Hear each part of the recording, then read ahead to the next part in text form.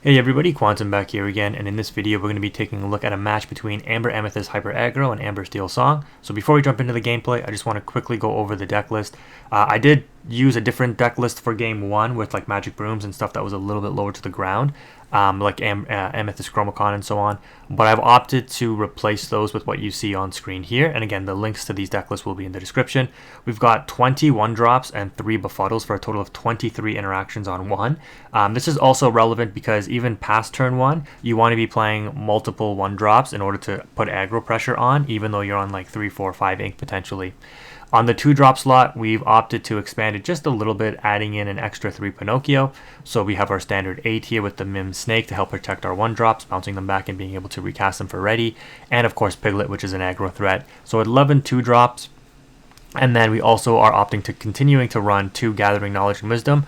This card is decent. I think as a 1 or 2 of it could be good. But I don't think you really want to go more than that because this card doesn't really do too much for you other than trying to get you over the line, which is good to see later on in the game, but very bad to see early in the game where it kind of just clutters up your hand. And then on the 3-drop, we're opting to run the Bodyguard package, so 7 Bodyguards and then of course 4 Mim Fox. This card helps you stabilize. It again helps you do the same thing as Mim Snake and bouncing back your exerted cards to ready them up or replay them so that they're readied up, so that they're protected. So that is a total of 11 3-drops as well. But the difference is we're not running any other 3-cost actions or items or locations. Then on 4, I really do like the Dolores in this deck because it quests for 2 and it gets you a draw 1. I think it's better than Rabbit because with Rabbit, you're not looking to cycle it really. Like you just need the pressure on the board. And so dropping this and just having it being on the board as a 2-quester and getting you a draw 1 should be enough to help you refill your hand enough so you can continue to apply pressure. And then these bigger bodies towards the midpoint of the game, as we will see going up against Amber Steel Song, can really help you play around a lot of the steel-based removal that would normally decimate your board. Between the Daisy Duck and then the X and 3 strength characters, it really helps you like being able to progress your game and get the lore that you need. I'm opting to test out 2 Mim Elephant. Not sure if you need this card in the deck, but just having additional bounce to protect your lower cost characters, as well as being a massive body and potentially something that can help facilitate moving damage counters, which can help you out threats on the board. I think it's a decent option, but if you're at a state in the game where you have to kind of manage that, it could be too far gone from you. That being said, if decks are very aggressively trying to out your threats, they're likely using up a lot of resources, which means that you might get into a top deck game very early. And as we know, aggro can really benefit in a top deck game because as soon as you drop that ready threat, they have to top deck the exact out to deal with that ready threat. They can't challenge it, obviously, and that can be very difficult to do, giving you a little bit of an edge if you do get that far in the game, potentially. And then, of course, 4 Goats, an amazing card to close out the game with all of the bounce, a total of 10 bounce cards with the Mims. Actions, we've got 3 Befuddles. I think this card is pretty much needed. You could even go 4 just to help deal with opposing Daisy Ducks because, as you can see, you don't really have too much to out it. Like, you're going to have to use Snake and another card, or, and whatever 1-drop you use will likely get outed along with it, with challenging the Daisy Duck so that you can put 4 damage into it, or you just need a Fox, right? So Befuddle, I think, is really strong because, again, you just care about tempo. You don't care about giving them card advantage because you're going to win the game before they can utilize any of that card advantage. And then the Queen's Castle coming down is a potential huge threat to just close out a game as well. I was opting for 1 Spellbook, but again, it's just, I just rather play Castle, I guess. Gain 2 lore instantly without having to exert ink, which again, you can argue if you're in a top deck mode, having the item in the Spellbook could be better, but then again, you might run into decks running Cuscos and Simbas to out the item. So, and to be fair, they out the location too, but at least this location is inkable, where a Spellbook can clutter up your hand, even though it might be played as a 1 of. And then looking at the Amber Steel Song list, this probably is very controversial. Again, this is totally experimental, but I'm only running up to 5. And I've opted to make my list very aggro focused. So we've got Daisy Duck, Queen, Robin Hood as our 1-drops, a total of 12 1-drops here. And then we've got Piglet, Ursula, and only 3 Mr. Smees in our 2-drop slot. So 1 less 2-drop for 11. On 3, we're opting for 4 Ariel, 3 of the new Pete Games Referee to stop actions, and then 3 Naveen's. In testing, I will say the Naveen does seem pretty busted. Yeah, this card has been just skyrocketing in price after hitting a low of $20 Canadian. I was able to grab 2 at 20. Unfortunately, I wasn't able to get a playset, but then I got a foil one. So I think you really only need 3. I don't think you need 4. It could be played at 4, I think, but I think 3 is good enough. and then 3 Rapunzel. Just because, again, you're focusing on aggro. I think Amber Steel Song kind of has to go this route now, as what you saw in previous DLC challenges, because it's just too hard to play a mid-range game with Ruby and Amethyst decks just doing that better than you. And then a lot in the 5-drop slot, because we have a lot of shift targets in the Queen and Robin Hood. Great cards in and of their own rights. And then, of course, we have the big song package down at the bottom here. Only 16 songs though now. So again, focusing more on an aggro aspect. We're on 18 on Inkables, but we're not running Let the Storm Rage on. I'm opting, because of the Naveen, opting to max out on Zeus's and go 1 more on the Grab Your Swords. This could not be the play or the way to build the deck. I just think Let the Storm Rage on can seem a little underwhelming into some of Amber Steel Song's tougher matchups. Grab Your Swords is already underwhelming, but in matches where I would want to see a Let the Storm Rage on, like the Grab Your Swords just does more, right? I know Let the Storm Rage on lets you draw, but without running Cinderellas, opting to run the Daisy Duck instead, I think you lose a lot of value in not running Cinderella with Let the Storm Rage on. And like I said, I think for the 2 damage, I'd rather just do a board wipe 2 damage and just give Naveen more utility to potentially sing more potential songs coming down. And you'll actually see how this interaction plays out in the games. And especially against aggro, you'll see that, it can make a difference potentially. I think the World's Greatest Criminal Mind, the verdict is still kind of out on this, if you would need to play it or not. I think you can argue that you may not need to, for the simple fact that if you go up against the decks where they eventually do get the Tamatoa on board, it might be just too late for you anyways, because they likely have Tamatoa Dime set up with a bunch of items. But then if you cut this out, I guess you could put in additional songs, like maybe put in 3 Storms or something, run 61 cards or something like that. But again, you're increasing your uninkable count by a lot if you do that. So yeah, that's the list. Let's go ahead and jump into the matches and see how these decks performed against each other. Alright guys, just as a heads up, this should be the last match maybe, unless you guys like this kind of content where I play against myself, because my construction in the area is finally resolved, so I should be able to play against other people without any internet issues. But on the aggro side, you can see us mulligan away some of our more expensive cards and or duplicates, hoping to get a lot of low to the ground cards to our hand. And again, we're going into this matchup assuming that we don't know what the opponent is playing. Here, the Amber Steel hand is actually pretty good, pretty low to the ground, like all 1 and 2 drop things, and then 1 song. Thinking about if I want to put the song back, but then I'm like, nah, it's probably worth keeping. And we mulligan into an aerial, so we have a really nice curve on 1, 2, and 3. And accidentally draw my card there, but I'm like, yeah, the Amber Steel Song player can go first here. We'll see how it goes.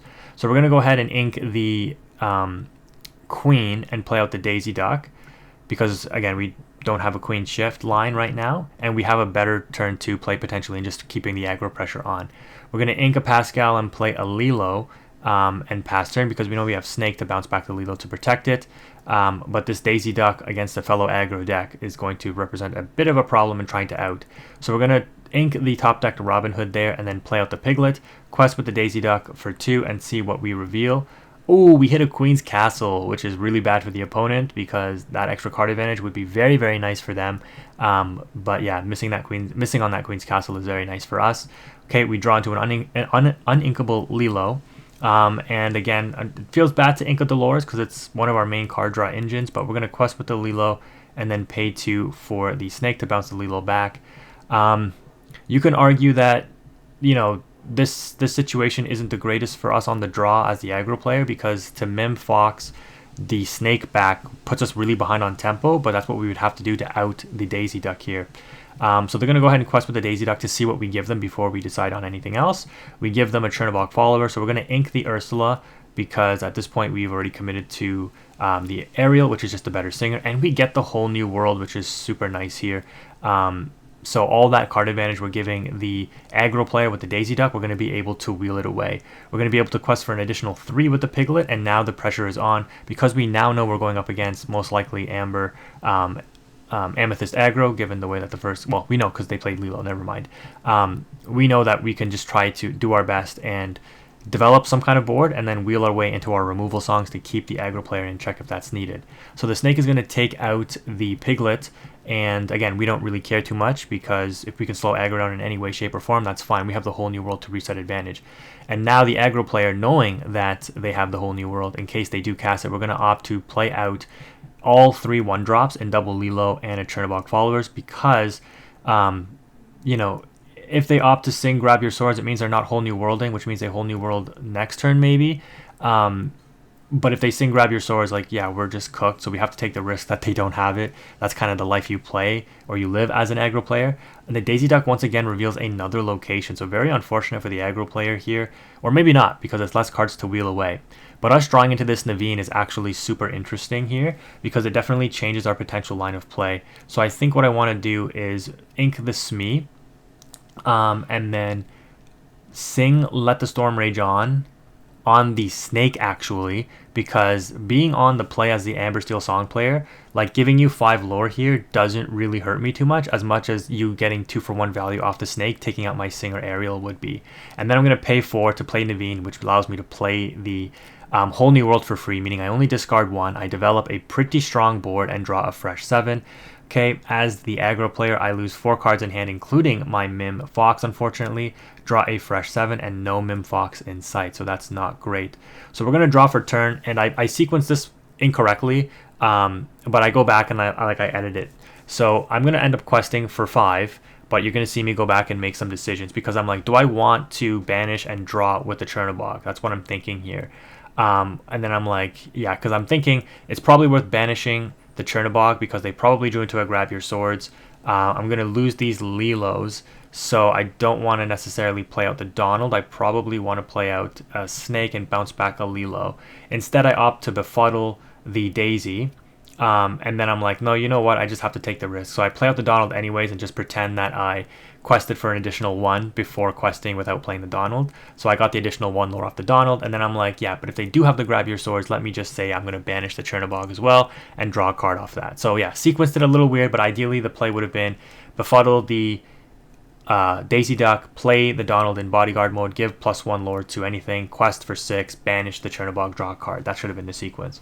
So we pass back, and you know, the Naveen here being a 3/3 body that sung a song for free, you can just see how much advantage it generated for us, giving us those extra bodies on board. Questing pressure because it quests for 2. Like, yeah, the card is insane, guys. As expected, the card is very, very good. As you saw the interaction that we were able to pull off there, slowing down the aggro player and still generating a ton of advantage off the Whole New World. Like, Whole New World is just so good, man. Like, I don't know how they printed Naveen while leaving a Whole New World legal. Like, Singer 5, Singer 6. Like, I have 2 cards that sing 5-cost songs before turn 5. It's absolutely crazy. Anyways, we're going to opt to develop the Robin Hood here, because we have the shift line, which will again put a lot of pressure on the aggro player. We're going to be able to then play out the Strength, hard casting it for 3, which allows us to take out the Donald. I crash into both of the Lilos. You can argue that I should have Strength. This was actually a misplay thinking back. I should have Strength one of the Lilos and used Naveen to take out the Donald. Because then I would have had 2 damage on the Naveen, which means I could have Rapunzel next turn to draw 2. But in the end, it doesn't really matter, because the aggro player can't get enough going against the Steel Song player for them to really like hurt us. Anyways, we're going to ink, and then we're going to play out Daisy. We're going to play out Maleficent. We're going to play out Lilo, and then we're going to play out Pinocchio. So we are just playing hard into a Grab Your Swords here, but you're an aggro player. What else are you going to do? You have to continue to put that pressure on the opponent. So we're not really too threatened, because again, we know that we have a decent sized board as well that's hard for them to deal with, and we do have a lot of questing pressure. So we're going to end up paying 4 for a Rapunzel here in order to heal the Naveen. So this is what I was saying, I could have drawn 2 here. Instead we draw 1. There's no need to shift Robin Hood right now, because the opponent doesn't have any exerted threats. You could argue the extra 1 lore could have made a difference, but we know the aggro player can't really keep up with us, and we have enough questing pressure on board anyways. So we're going to ink the Queen, drop 2 more Daisy Ducks, and just quest with everything. Again, you can argue maybe you should quest with the Daisy Duck first so you see what you give your opponent, but I don't think it really matters in this situation. We're going to quest for what is 6 total, so we'll go from 9 to 15, give the opponent a Donald Duck, and now they have enough on board to just win the game next turn. There's nothing I can do as the aggro player to really stop them here. So yeah, even if I would have played out like, you know, like cards that had strength and not just weenie 1-drops, there would be nothing I can do. So we play out a Donald, quest for 4 with Pinocchio, quest for 2 with Lilo and Maleficent, and then quest with everything else. And so we're able to get to 18, but clearly that's not enough, and the opponent is just going to win the game next turn. So what's funny is if I would have drawn the Gathering the Knowledge action that I was showing you guys in the deck list, I would have won this game, right? Because I would have just been able to use that last 2 ink to cast it and gain 2 lore to win the game, which is actually crazy. So yeah, unfortunately we didn't have it. But yeah, the opponent is just going to, as a Steel Song player, just win the game here. I don't know what I'm doing, just BMing, going through the actions, but obviously the game is over. So we're going to wrap it up in just a second and go to game 2. But yeah, an Amber Steel Song deck able to, still a very narrow game, but able to clutch it out. We accidentally delete the Robin Hood instead of the counters, but it's fine because we're going to reset the decks anyway. So yeah, we draw. What did I draw? What did I do there? I don't know. Oh, Rapunzel maybe? Yeah, because we took 2 damage off of the Robin Hood. Yeah, so we play a second Rapunzel. But yeah, we go to 21, and that's game. Let's go ahead and take a look at game number 2. Okay, so in this one, the aggro player, because they lost, are going to go first. Here, we mulligan into the Gathering of Knowledge and Wisdom, or whatever it's called, which is not great to have in your opening hand. It's actually kind of really bad, but we'll see how things go. As the Amber Steel Song player, we get a really bad opening hand compared to the good hand we had in the and really good curve, right, that we played out in the first game where we were able to aerial into a whole new world. So we mulligan aggressively, trying to find a 1-drop Robin Hood, because that's the card that could help us potentially swing tempo back in our favor against the aggro deck. Unfortunately, we don't find it. We actually find the 1-drop Queen, so keeping the Queen shift there, would have probably been better. But being on the play, the aggro player has a significant advantage. We do have double grab your swords though, which can potentially come in super clutch. They start off with a Chernobog follower, so that's actually good for us as the Amber Steel Song player. They're not putting up a big aggro threat right away that we would have trouble dealing with. So we're just going to drop Queen and pass turn. We're going to draw for turn here, and I think for a long time, because I'm like, okay, as an aggro player, I have to think, like, do you have the Shift Queen? If you have the Shift Queen, that could represent a bit of a problem. Do I want to quest and banish this Chernobog, or do I want to just quest and force you to trade it with your Queen if you don't have the Queen Shift? So that's what I'm thinking, like, do I banish the draw or not? I ink the Pascal. I don't have double 1-drops to play, so I'm just debating what 2-drop do I want to play. I should be relatively safe to play this Pinocchio because there's no removal option on 2 that you would really have, right? And this is the nice thing about not playing Cinderella, or having to worry about playing against the Cinderella if that does end up getting cut from these lists in the end, is that, I don't have a risk of getting Storm Raged, like Cinderella on 1, Storm Rage on 2. So, like, okay, no Cinderella, I'm feeling comfortable in just questing, and if you do have the Shift Queen and you opt to run that Shift Queen into my Chernobog, your Shift Queen lives, which is bad for me, but that's a risk I have to take. If you want to trade out your Queen into my Chernobog, that's fine, because it's like, do I risk losing the Chernobog, which would put me behind on playing the Piglet, right, because I need that 1-drop on board for the Piglet, but in the end I ended up developing the Pinocchio. So you could argue that questing with the Chernobog and banishing it and drawing a card was worth it, but as the Amber Steel Song player, I'm like, I'm happy to see you not banish and draw, so I will use my Queen to take out your Chernobog, and I'm happy as the aggro player to know that you don't have a Queen that you're shifting onto and you're just trading out your Queen with my Chernobog. So yes, I lose a card draw, but I'm like, this should be manageable, because if you whole new world me, I'm gonna get a fresh 7 anyways. So we drop the Donald Duck here and give the Pinocchio +1, so it quests for 4. So with the Chernobog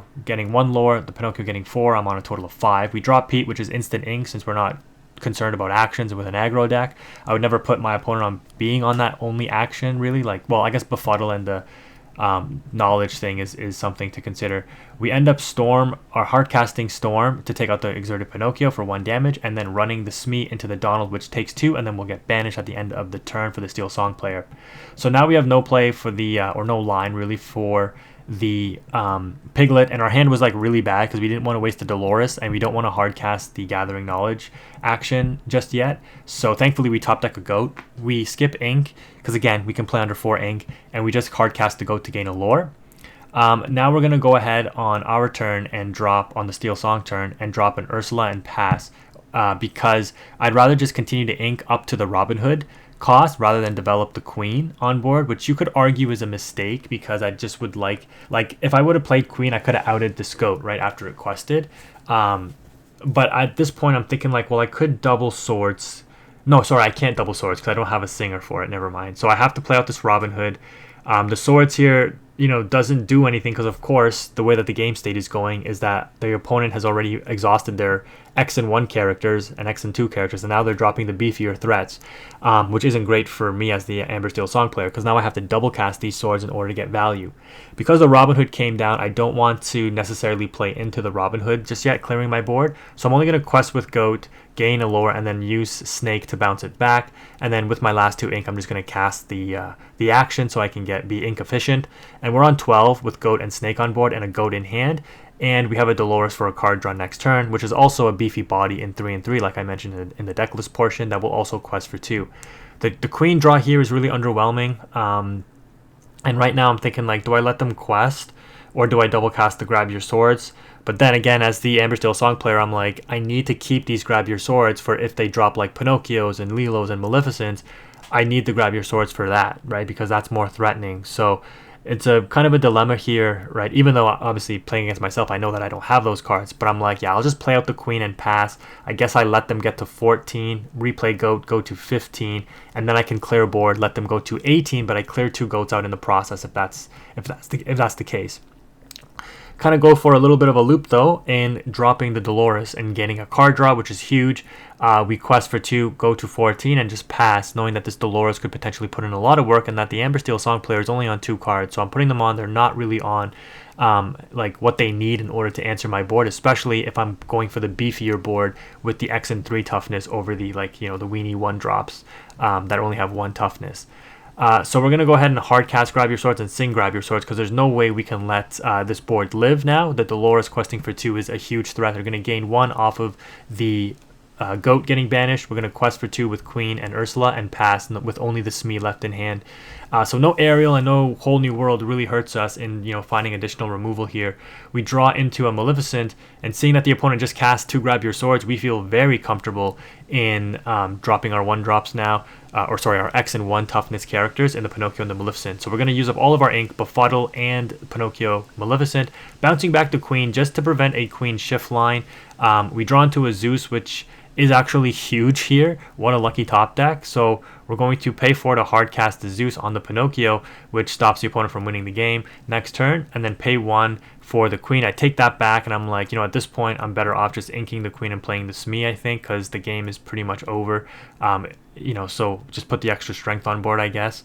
We quest for 3, going to 9 and pass turn. We draw a Fox, which is really strong, and you'd think Goat Fox is the play over the next 2 turns, but I don't want to risk either of those cards getting removed. So I'm actually going to quest with the Maleficent, go to 17, replay Fox to bounce back the Maleficent, take out the Ursula to prevent potential singing of something and quest, and then just recast the Maleficent, because at this point at 17 they need answers to both my cards, and they're top decking, right? So they need to top deck a song in order to deal with the Maleficent.